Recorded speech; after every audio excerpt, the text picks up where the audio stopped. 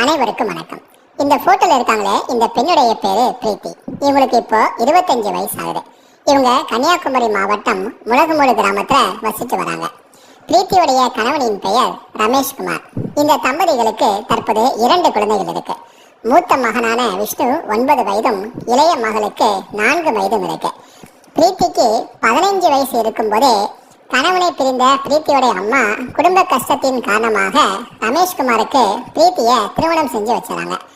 அந்த சமயத்துல வயசு பிரச்சனை வரக்கூடாது, சர்டிபிகேட்ல எந்த விதமான ப்ராப்ளமும் வரக்கூடாது அப்படின்னு சொல்லிட்டு பிரீத்தியோடைய அம்மா தன்னுடைய பர்த் சர்டிபிகேட்டை பிரீத்தியோட பர்த் சர்டிபிகேட் சொல்லி ஏமாத்தி சீட்டிங் பண்ணி தான் ரமேஷ்குமாருக்கு திருமணம் செஞ்சு வச்சிருக்காங்க.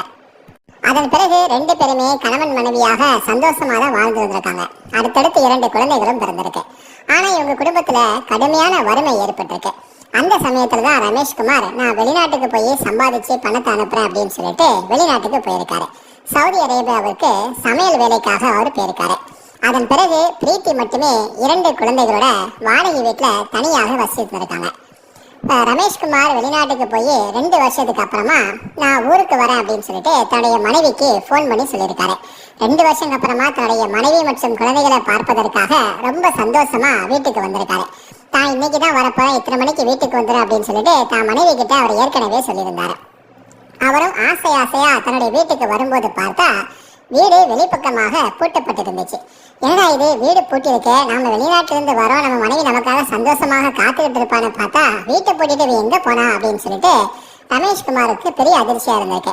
அப்பதான் வீட்டுக்குள்ள இருந்து குழந்தைகளுடைய சத்தம் கேட்டிருக்கு. உடனே அப்ப என்ன, குழந்தைகளை வீட்டுல விட்டுட்டு வெளியே போட்டுட்டு போயிருக்கல, அப்ப ஒருவேளை இங்க பக்கத்துல எங்கேயோ கடைக்கு தான் போலாம் அப்படின்னு சொல்லிட்டு தன்னுடைய மனைவியை அக்கம் பக்கத்துல தேட ஆரம்பிக்கிறாரு.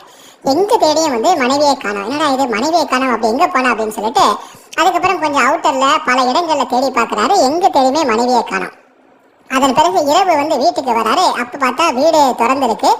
வீட்டுக்குள்ள பிரீத்தியும் இருக்காங்க. அப்போ சரியாக மணி ஒரு 10:30 மணி தாண்டிடுச்சு. அப்போ பிரீத்தியை பார்த்து ரமேஷ்குமார் கேட்கிறாரு, எங்கடி போன, பிள்ளைங்களை வீட்டுக்குள்ள வச்சு பூட்டிட்டு அப்படி நீ எங்க போன, நானும் உன்னை எவ்வளவு இடங்கள்ல எவ்வளவு நேரம் தேடிக்கிட்டு இருக்கேன், ஒரு வழியா நீ என்ன ஆச்சு ஏதாச்சும் தெரியலையேன்னு சொல்லிட்டு நானே சோர்ந்து போய் கடைசியா வீட்டுக்கு பார்த்தா நீ வீட்டுல இருக்கிய, அப்படி நீ எங்க தான் போன அப்படின்னு சொல்லி பிரீத்தி கிட்ட கேட்கிறாரு. இதுக்கு பிரீத்தி சரியான முறையில ரமேஷ்குமாருக்கு பதில் சொல்லல.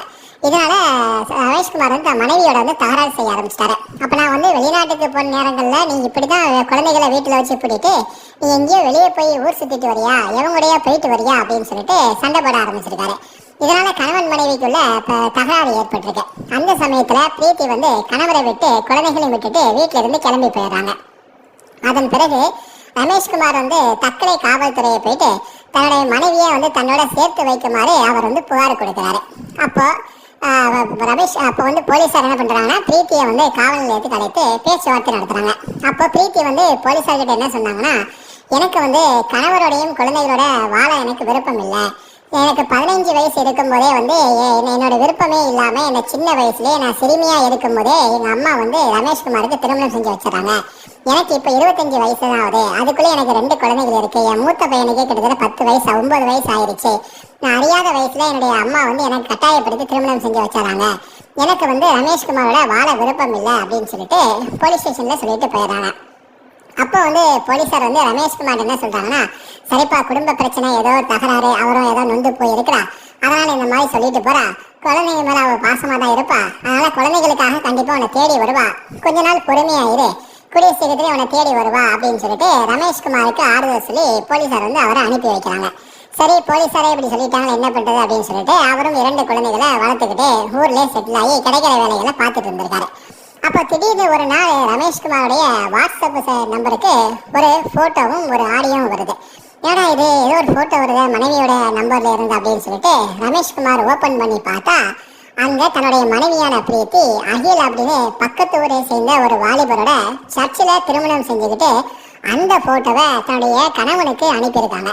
இதை பார்த்து அதிர்ச்சியான ரமேஷ்குமார் உடனடியாக மகளிர் காவல் நிலையத்தில் போயிட்டு புகார் கொடுத்திருக்காரு. தன்னுடைய மனைவி தனக்கு தெரியாமலேயும் வேற ஒரு பையனை திருமணம் செஞ்சுக்கிறாங்க அப்படின்னு சொல்லி, திருமண மோசடியில் ஈடுபட்டிருக்காங்க அப்படின்னு சொல்லி அவர் போலீஸ்ல புகாரும் கொடுக்குறாங்க. இந்த திருமண புகைப்படங்களை அவர் போலீஸ்ல காட்டுறாங்க. இதனடுத்து உடனே மகளிர் போலீஸார் பிரீத்தியை அழைத்து விசாரணை செய்யறாங்க. அப்போ பிரீத்தி என்ன சொல்றாங்கன்னா, என் கணவன் வந்து வெளிநாட்டு சென்ற நேரத்துல எனக்கு பக்கத்து ஊரை சேர்ந்த அகிலோட எனக்கு வந்து பழக்கம் ஏற்பட்டுச்சு. அதன் பிறகு அவரோட நான் நெருங்கி பழக ஆரம்பிச்சேன். எனக்கு என்னுடைய கணவனான என்னுடைய முதல் கணவனான ரமேஷ்குமாரோட வாழ எனக்கு சுத்தமா விருப்பமே இல்லை. ஏன்னா எனக்கு 15 வயசு இருக்கும் போதே என்னுடைய பெற்றோர்கள் தான் வந்து என்னை கட்டாயப்படுத்தி இவருக்கு திருமணம் செஞ்சு வச்சாங்க. அந்த சமயத்துல என்னுடைய கணவன் வந்து என் அம்மாவுக்கு கொஞ்சம் பணமும் கொடுத்தாங்க. எங்க அப்பா அம்மாவுக்குள்ள சின்ன வயசுல வந்து பிரச்சனை ஏற்பட்டதால என் அப்பா வந்து அம்மாவை பிரிஞ்சு போயிட்டாங்க.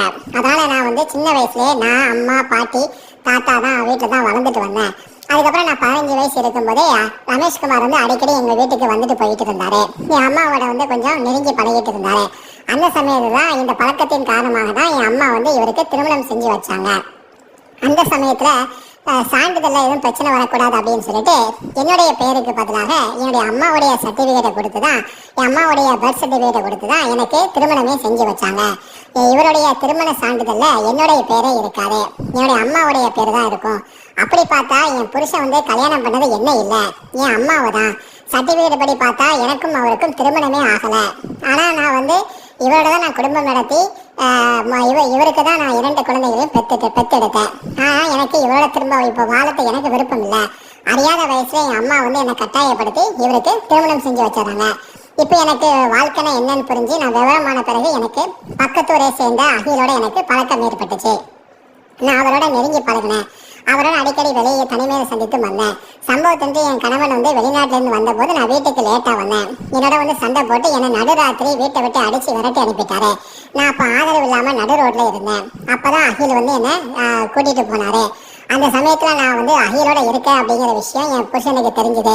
அப்போ அவரை என்ன பத்தி ஃபேஸ்புக்ல வந்து அவதூறான கருத்துக்களை வந்து பேச ஆரம்பிச்சிட்டாரு.